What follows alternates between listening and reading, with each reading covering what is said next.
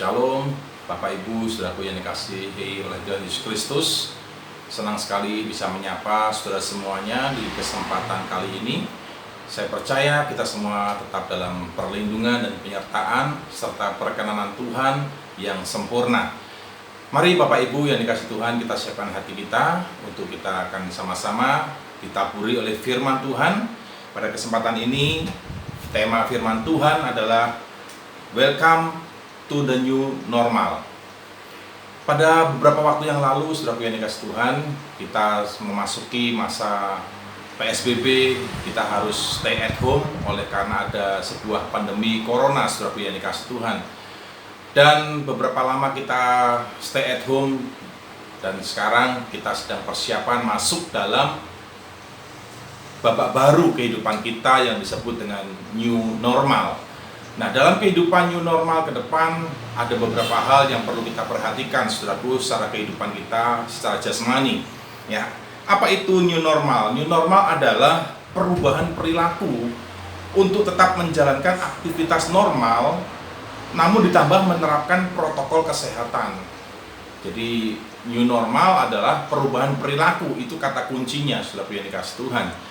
Nah, di dalam kehidupan secara jasmani, kita diminta, kita dihimbau untuk kita melaksanakan protokol kesehatan di dalam new normal ini dalam kita menjalani kehidupan kita. Seperti contohnya kita harus menjaga kebersihan tangan kita harus sering mencuci tangan kita dengan sabun, dan kita juga dihimbau untuk menghindari sentuhan tangan ke wajah kita, ya, karena tangan kita dalam kondisi kotor, belum cuci tangan dan sebagainya. Kemudian kita juga mulai menerapkan sebuah etika ketika kita batuk atau kita bersin, ya. Sekarang kita dihimbau untuk kita ketika batuk, ketika bersin, kita harus menutup batuk kita atau bersin kita dengan lengan sebelah sini sudah dalam, ya. Kemudian ada juga kita harus pakai masker, harus semprot disinfektan, kemudian harus dicek suhu, saudaraku, oleh infrared thermometer, ya. Kemudian juga kita harus menerapkan jaga jarak atau social distancing, ya. Kemudian kita ada isolasi mandiri, di mana ketika suhu badan kita melebihi dari 37,3 derajat Celcius, kita dihimbau untuk kita tidak datang ke tempat ibadah, kita dihimbau untuk mengisolasi secara mandiri, bahkan kita dihimbau juga untuk berobat supaya kita bisa terhindar dari terpaparnya virus corona, karena virus corona masih tetap ada di sekeliling kita, saudara yang dikasihi Tuhan. Ya, kemudian ada juga kita harus tetap menjaga kesehatan kita, yaitu kita menjalankan pola hidup yang sehat, pola hidup yang sesuai dengan untuk kesehatan kita. Kita harus konsumsi vitamin C, kita konsumsi vitamin E, kemudian kita juga harus jaga tidur kita supaya tidak terlalu larut malam, kemudian juga hal-hal lain yang berhubungan dengan kesehatan jasmani kita. Itulah protokol-protokol kesehatan yang akan kita jalankan di masa new normal dalam kehidupan jasmani kita. Namun jangan lupa, saudaraku, kita punya satu sisi kehidupan yang lain, yaitu sisi kehidupan rohani kita. Nah, untuk new normal ke depan dalam kehidupan rohani kita juga perlu perhatikan. Yang pertama, saudaraku yang dikasihi Tuhan, yang mau kita bahas tentang seperti apa perubahan perilaku hidup kita memasuki masa new normal ke depan di dalam kehidupan rohani kita. Kita akan sama-sama belajar dari Lukas 16 ayat 10. Saya akan bacakan buat Bapak Ibu semuanya. Demikian firman Tuhan, Lukas 16 ayat yang ke-10. Barang siapa setia dalam perkara-perkara kecil, ia setia juga dalam perkara-perkara besar.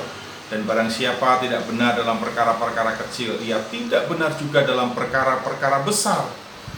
Kata barang siapa setia, ini ada dalam terjemahan yang lain adalah dikatakan sehat. Ya, jadi dengan kata lain, barang siapa setia atau barang siapa sehat dalam perkara-perkara kecil, ia sehat juga dalam perkara-perkara besar.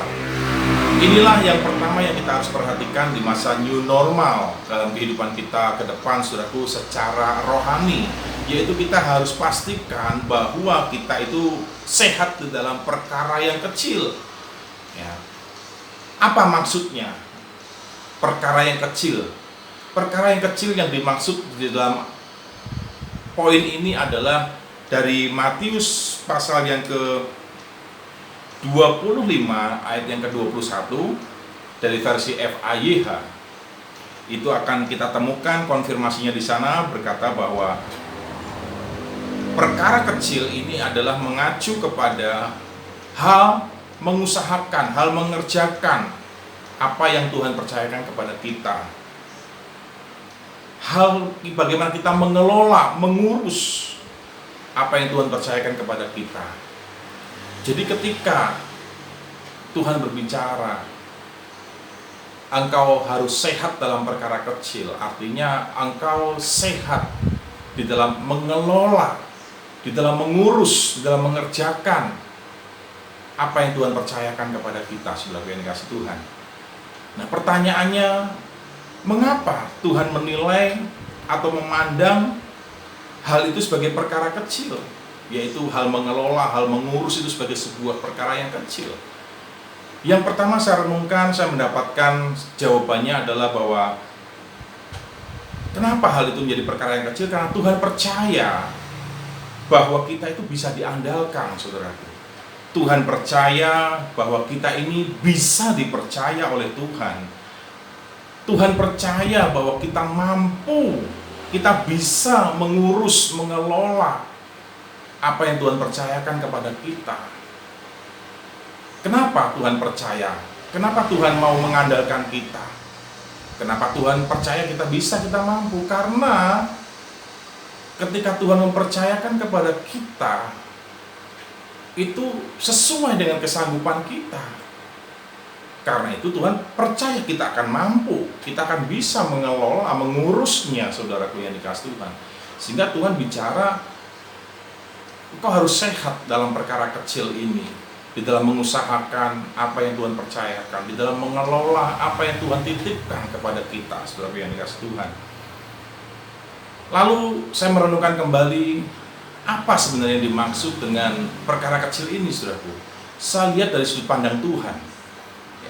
Bagi Tuhan memberikan kepada kita 5 talenta itu sebuah perkara kecil, saudara. Ketika seorang pekerja diberikan 5 talenta, kemudian suatu hari dia memberikan kepada tuannya, Tuhan, engkau memberikan kepadaku 5 talenta, dan sekarang aku membawanya kepadamu 10 talenta.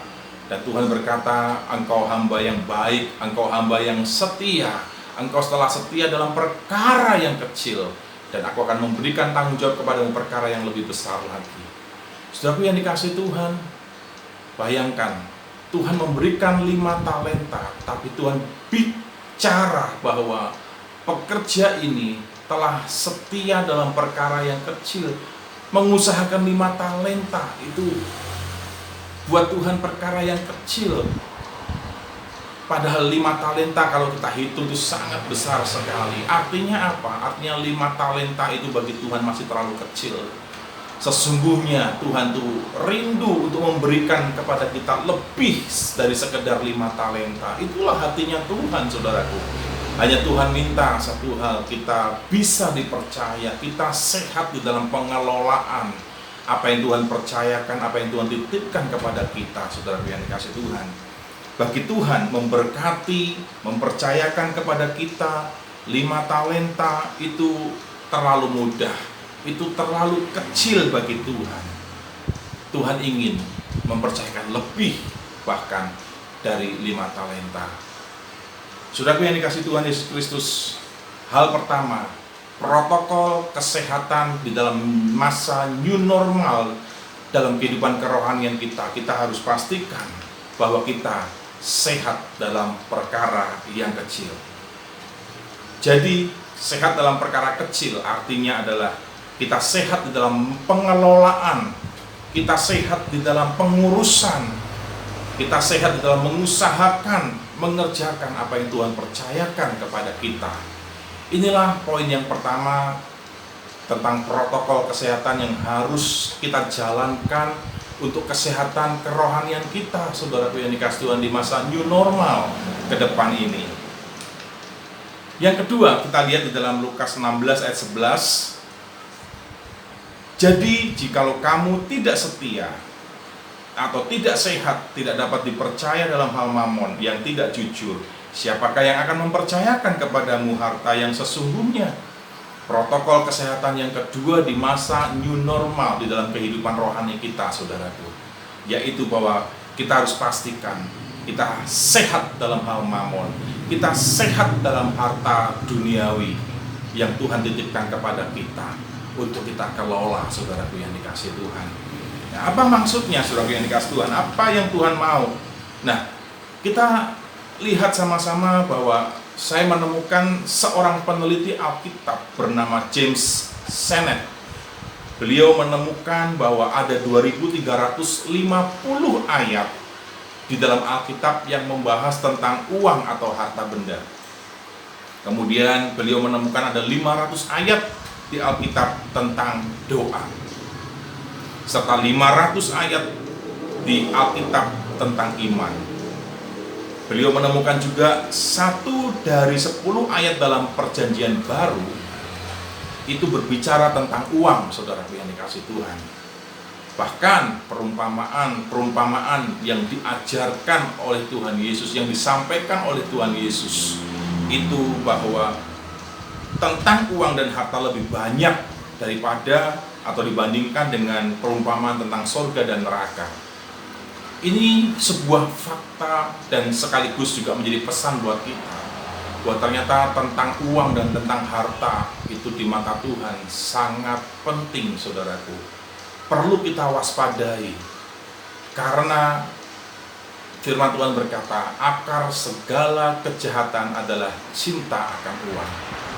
Serta Tuhan berfirman, engkau tidak bisa mengabdi kepada dua Tuhan, kepada Tuhan dan kepada mamon. Kenapa, saudaraku? Karena mamon adalah saingan utama Tuhan Yesus. Mamon bisa menggantikan kedudukan Tuhan, keberadaan Tuhan dalam hidup kita, saudaraku.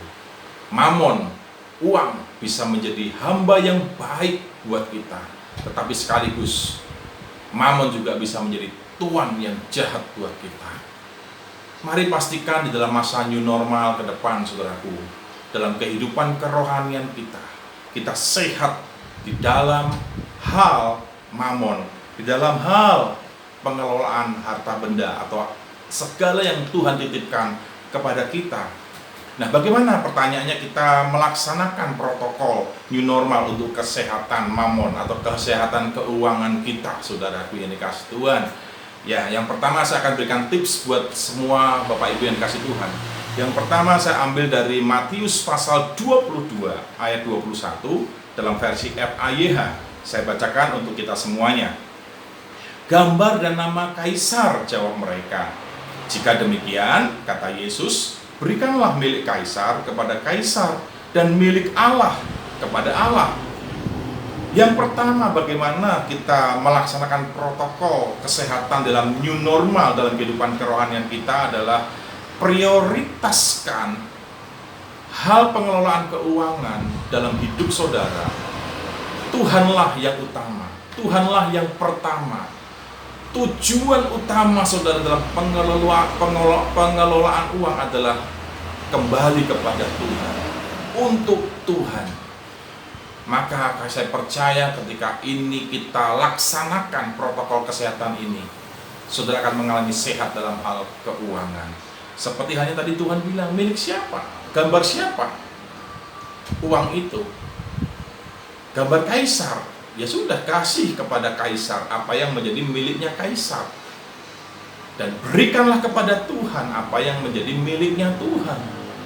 Ini yang harus kita perhatikan baik-baik dan sungguh-sungguh di masa new normal, saudaraku, supaya engkau mengalami pembaharuan, terobosan pemulihan dalam kesehatan keuangan kita semuanya. Yang kedua, tips yang saya mau berikan adalah dalam Roma 13 ayat yang ke-8. Demikian firman Tuhan dalam versi FAYH. Lunasilah segala hutang saudara, kecuali hutang kasih kepada orang lain. Artinya, jangan berhenti mengasihi orang lain. Alkitab menasehatkan kepada kita, memerintahkan kepada kita, lunasilah segala hutangmu dalam masa new normal untuk kesehatan keuangan kita. Protokol yang harus saudara laksanakan adalah jangan sampai engkau berhutang. Di masa new normal jangan bawa beban yang berat, yang besar dalam hal hutang, saudaraku yang dikasih Tuhan. Ketika Tuhan berikan kesempatan kepada kita untuk kita dapat melunaskan hutang-hutang atau pinjaman-pinjaman kita, segera pakai kesempatan itu untuk engkau melunaskan semua pinjaman atau hutangmu. Karena kita tidak tahu, kita tidak mengerti apa yang terjadi dalam ekonomi ke depan, saudaraku. Kita bayangkan saja dalam masa kemarin kita PSBB, stay at home, di mana kita tidak bisa keluar. Dunia ekonomi mengalami stuck, mengalami penurunan, pendapatan, semua mengalami dampak ekonomi. Terjadi PHK di mana-mana. Apalagi nanti kondisi ekonomi ke depan kita tidak tahu, saudaraku. Makanya kita persiapkan sekarang. Ketika Tuhan berikan kesempatan kepada kita untuk kita melunasi hutang-hutang kita, pinjaman-pinjaman kita, segera lakukan, saudaraku. Sehingga kita tidak membawa beban yang berat di masa new normal ke depan. Yang ketiga, protokol ketiga untuk dapat memastikan bahwa kita mengalami sehat dalam hal keuangan, dalam hal mamon, yaitu jangan menjadikan diri kita sebagai hamba uang atau budak uang. Jangan menyerahkan diri kita, saudaraku, menjadi hamba uang, menjadi budak uang, saudaraku. Ibrani 13 ayat yang kelima berkata, janganlah kamu menjadi hamba uang. Janganlah kamu menjadi hamba uang. Ketika kita menjadi hamba uang, saudaraku, kita tidak akan mengalami kesehatan dalam hal mamon. Kita tidak akan mengalami kesehatan di dalam hal keuangan kita.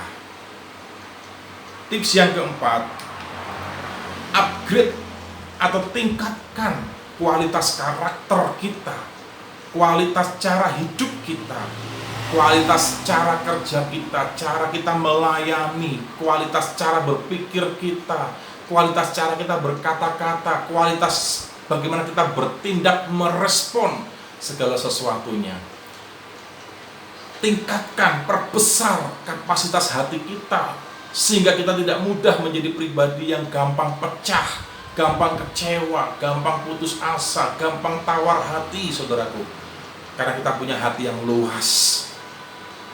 Saya percaya bahwa sungut-sungut keluh kesah itu tidak akan menyelesaikan masalah kita. Tetapi ketika saudara berkeluh kesah, ketika saudara bersungut-sungut, ingatlah itu waktunya engkau juga harus meningkatkan kualitas hidupmu, kualitas keahlianmu, kualitas hatimu, kualitas kerohanianmu. Itu harus engkau tingkatkan, engkau upgrade. Di dalam Lukas 12 ayat 43 sampai 44 dikatakan, berbahagialah hamba yang didapati tuannya melakukan tugasnya itu ketika tuannya itu datang. Aku berkata kepadamu, sesungguhnya tuannya itu akan mengangkat dia menjadi pengawas segala miliknya. Pekerja ini, saudaraku, dia tetap melakukan tugasnya sekalipun tidak ada pemimpin, sekalipun tidak ada tuannya, dia mengerjakan. Bahkan ketika sampai tuannya datang pun dia masih tetap mengerjakannya, saudaraku. Ini sebuah kualitas yang unggul. Dia punya karakter yang excellent. Dia punya sikap respon yang luar biasa. Kita lihat dalam fenomena dalam dunia kerja, dunia pelayanan. Ketika tidak ada pemimpin, ketika tidak ada bos, ketika tidak ada guru mungkin dalam pelajaran sekolah, tidak ada orang tua, kita menjadi seenaknya, kita tidak bertanggung jawab. Kita belajar dari seorang pekerja ini, dia tetap melakukan tugasnya, ketika tuannya datang, saudaraku. Ini berbicara, menunjukkan sebuah kualitas yang excellent. Upgrade, tingkatkan dirimu, maka engkau akan sehat secara finansial. Keuanganmu akan sehat, karena engkau menjadi orang yang sangat dicari, karena keunggulan hidupmu. Hidupmu ada di atas rata-rata. Tips yang berikutnya, yang kelima, cukupkanlah dirimu dengan apa yang ada padamu. Cukupkanlah dirimu dengan gajimu. Gaji kita cukup untuk kehidupan kita, tapi gaji kita berapapun tidak akan cukup untuk memenuhi gaya hidup kita, saudaraku. Ibrani 13 ayat 5 berkata, cukupkanlah dirimu dengan apa yang ada padamu. Lukas 3:14, dan prajurit-prajurit bertanya juga kepadanya, dan kami, apakah yang harus kami perbuat? Jawab Yohanes kepada mereka, jangan merampas, jangan memeras, cukupkanlah dirimu dengan gajimu. Inilah beberapa protokol yang kita perlu taati, yang perlu kita laksanakan di masa new normal ke depan untuk kehidupan rohani kita, saudaraku. Yang keenam, saudara perlu menabung. Tuhan mengarahkan Yusuf supaya mulai menyimpan atau menabung untuk masa depan. Ketika itu terjadi 7 tahun masa kelimpahan, dan akan terjadi pula 7 tahun masa kelaparan atau kekeringan. Dan ketika 7 tahun masa kelimpahan terjadi, Yusuf melaksanakan di seluruh kota, di seluruh daerah, di seluruh wilayah untuk menyimpan, untuk menabung semua bahan-bahan makanan di lumbung-lumbung yang disiapkan, sehingga pada waktu masa kelaparan 7 tahun semua dapat teratasi, saudaraku yang dikasihi Tuhan. Untuk sebuah terjadinya kesehatan dalam keuangan, protokol yang kita harus laksanakan adalah, saudara, perlu menabung. Kejadian 41, 35, 36 itu dasar firman-Nya ketika Yusuf bagaimana dia menyiapkan di dalam masa 7 tahun kelimpahan, dia persiapkan untuk memasuki masa kelaparan atau kekeringan, saudara yang dikasihi Tuhan. Yang ketujuh, protokol yang ketujuh, saudara perlu menabur. Firman Tuhan katakan bahwa di dalam 2 Korintus 9 ayat 10, Ia yang menyediakan benih bagi penabur dan roti untuk dimakan, Ia juga yang akan menyediakan benih bagi kamu dan melipat gandakannya dan menumbuhkan buah-buah kebenaranmu. Ada benih, ada roti. Tuhan katakan, roti kita makan, namun benih jangan dimakan. Benih harus ditabur supaya ada yang dituai di kemudian hari, saudaraku. Dan 2 Korintus 9 ayat 6 berkata, camkanlah ini, orang yang menabur sedikit akan menuai sedikit juga, dan orang yang menabur banyak akan menuai banyak juga. Yesaya 32 ayat 20, berbahagialah kamu yang boleh menabur di segala tempat di mana terdapat air, yang dapat membiarkan sapi dan keledainya pergi kemana-mana. Protokol yang ketujuh adalah saudara perlu menabur, dan menaburnya adalah saudara perlu menabur di tempat di mana ada air. Pertanyaannya, tempat-tempat manakah yang terdapat air sehingga kita harus menabur ke sana, supaya apa yang kita taburkan itu benar-benar hasilnya maksimal. Kita boleh menuai berlipat kali ganda. Kita akan belajar sebentar, saudara yang dikasihi Tuhan, tempat-tempat di mana terdapat air. Yang pertama, menaburlah untuk rumah Tuhan, saudaraku yang dikasihi Tuhan. Rumah Tuhan adalah sebuah tempat yang subur untuk engkau menabur. Rumah Tuhan adalah tempat di mana terdapat air di sana, sehingga ketika engkau menabur, engkau menuai, engkau diberkati luar biasa, karena engkau memperhatikan rumah Tuhan. Di dalam Hagai pasal 2 ayat 18 dikatakan, tetapi sekarang perhatikanlah ini, mulai hari ini, hari ke-24 bulan ke-9, sementara dasar rumah Tuhan diselesaikan, maka mulai hari ini dan seterusnya, aku akan memberkati kamu. Perhatikanlah janji ini kuberikan kepadamu sekarang, bahkan sebelum kamu memulai membangun kembali rumah Tuhan, dan sebelum kamu menuai gandummu, dan sebelum pohon anggur, pohon ara, dan pohon delima, pohon zaitun menghasilkan buah pada musim buah yang berikutnya. Mulai hari ini aku akan memberkati kamu. Yes, mulai hari ini aku akan memberkati kamu. Inilah janji Tuhan buat kita ketika kita menabur untuk rumah Tuhan. Yang kedua, tempat yang ada airnya adalah engkau menabur kepada orang tua. Menaburlah untuk orang tuamu. Saudaraku, inilah tempat yang subur. Inilah tempat yang dimana terdapat air. Efesus 6 ayat 2 berkata, hormatilah ayahmu dan ibumu. Ini adalah suatu perintah yang penting, seperti yang nyata dari janji ini, supaya kamu berbahagia dan panjang umurmu di bumi. Cara kita menghormati orang tua, salah satunya kita perlu menabur untuk orang tua. Apa yang saudara bisa tabur untuk orang tua, tabur. Engkau punya finansial yang cukup, engkau bisa menabur keuangan, taburkan keuangan. Engkau punya perhatian, berikan perhatian. Engkau punya apa yang bisa engkau tabur, taburkan itu kepada orang tua. Maka itulah tempat yang subur. Yang ketiga, saudaraku yang dikasihi Tuhan, tempat yang ada airnya adalah engkau menabur untuk orang-orang lemah. Alkitab di dalam Amsal 19 ayat 17 berkata, menolong orang miskin sama seperti memberi pinjaman kepada Tuhan. Nanti Tuhan juga yang akan membalasnya. Orang-orang miskin, orang-orang lemah, ini adalah lumbung yang Tuhan siapkan buat kita, untuk tempat kita menabur. Dan itu tempat terdapat air.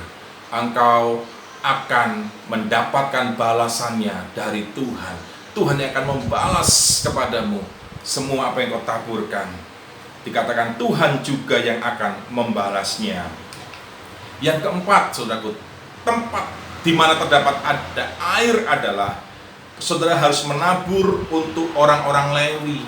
Firman Tuhan berkata dalam Ulangan 12 ayat 19, hati-hatilah supaya jangan engkau melalaikan orang Lewi selama engkau ada di tanahmu. Siapakah yang dimaksud dengan orang Lewi pada masa kini, saudaraku yang dikasihi Tuhan? Kalau dalam Bilangan 3 ayat 5 sampai 9 kita bisa mendapatkan petunjuknya di sana, ya, bahwa orang-orang Lewi ini adalah orang-orang yang dikhususkan oleh Tuhan untuk melayani di kemah pertemuan atau di rumah Tuhan. Mereka harus mengurus hal-hal soal ibadah, soal perabotan-perabotan di kemah pertemuan dan sebagainya, saudaraku yang dikasihi Tuhan. Mereka diserahkan sepenuhnya kepada Tuhan untuk melayani di rumah Tuhan, di kemah pertemuan. Pada masa sekarang, ini berbicara tentang hamba-hamba Tuhan yang melayani sepenuh di rumah Tuhan. Dan Tuhan bilang, jangan lalaikan orang-orang Lewi. Hamba-hamba Tuhan yang melayani, yang bekerja sepenuhnya untuk rumah Tuhan, untuk ladang Tuhan, saudaraku yang dikasihi Tuhan. Karena itulah tempat yang subur yang Tuhan sediakan bagi kita untuk dapat menabur di sana, sehingga tuaianmu akan berlimpah-limpah. Yang kelima adalah menabur untuk amanat agung Tuhan Yesus. Ini adalah tempat yang subur. Penginjilan, pemberitaan kabar baik, pengajaran, pemuritan, ini harus dilakukan dan diselesaikan, saudaraku.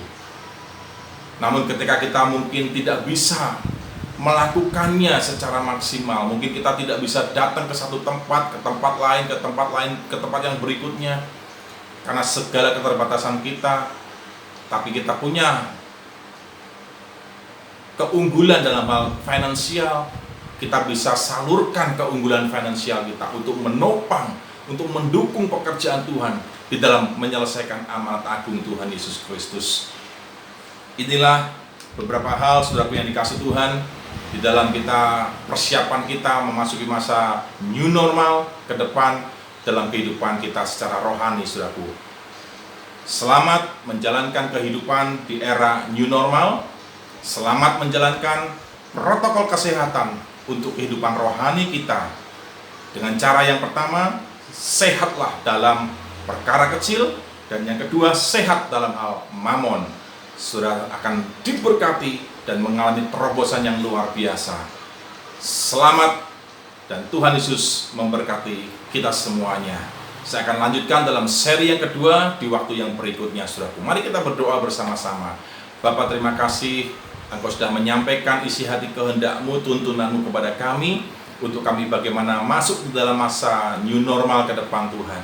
Kami percaya lewat hikmat pengurapan kesanggupan dari Roh Kudus, kami akan dapat menjalani masa new normal dalam kehidupan kami secara rohani. Tuhan, kami percaya, kami mau pastikan bersama dengan Tuhan bahwa kami sehat dalam perkara kecil, kami sehat dalam pengelolaan semua apa yang Tuhan titipkan kepada kami, apa yang Tuhan percayakan kepada kami. Dan kami juga sehat dalam hal mamon, dalam hal harta yang Kau titipkan kepada kami. Berkati seluruh umat-Mu, jemaat-Mu yang dikasihi, dimanapun mereka berada saat ini. Tuhan, curahkan berkat-Mu berlimpah-limpah, curahkan hikmat-Mu di dalam bagaimana mereka seharusnya mengelola segala berkat Tuhan dalam kehidupan mereka. Terima kasih Tuhan, kami percaya yang sakit disembuhkan, yang lemah dikuatkan, yang berbeban berat diberikan oleh Tuhan kelegaan dalam nama Yesus Kristus. Dan bahkan yang mengalami masalah keuangan, Tuhan berikan hikmat bagaimana mereka harus mengerjakan firman-Mu ya Tuhan. Dalam nama Yesus Kristus, buka jalan buat mereka yang mengalami pergumulan ya Tuhan. Hamba mengucap syukur, menyerahkan seluruh umat-Mu dalam tangan-Mu. Dalam nama Yesus, haleluya, amin. Tuhan Yesus memberkati. Salam hati Bapa, salam gesit. Haleluya.